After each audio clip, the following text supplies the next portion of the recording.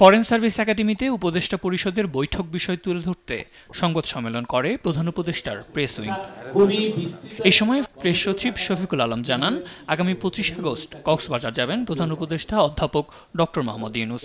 রোহিঙ্গা সমস্যা সমাধানে কনফারেন্সে 40টি দেশের প্রতিনিধিরা উপস্থিত থাকবেন বলেও জানান তিনি। 25 তারিখে আমাদের চিফ অ্যাডভাইজার মহোদয় ওখানে যাচ্ছেন এবং 26 তারিখে এই তারপর উনি এসে পড়ার পরও কন্টিনিউ করবে ডায়ালগ এবং এটা 26 তারিখে কনক্লুশন হবে। এনবিআরকে দুভাগ করে জারি করা অধ্যাদেশ সংশোধনীর অনুমোদন দিয়েছে অন্তর্বর্তী সরকারের উপদেষ্টা পরিষদ। খুব শিগগিরই প্রজ্ঞাপন জারি হবে বলেও জানানো হয়।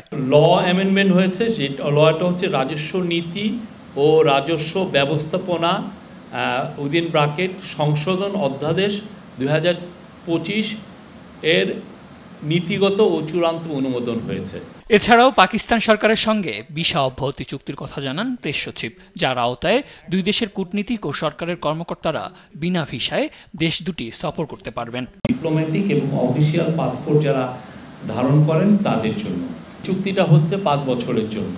আওয়ামী লীগ সরকারের আমলে পাচার হওয়া 40,000 কোটি টাকা ফেরত আনতে বাংলাদেশ ব্যাংক থেকে শুরু করে ইন্টারন্যাশনাল অর্গানাইজেশন সহ দেশীয় বিভিন্ন সংস্থার কাজ করছে বলেও জানান প্রেস সচিব শফিকুল আলম। অন্তর্বর্তীকালীন সাদ আহমেদ, দেশ টিভি, ঢাকা।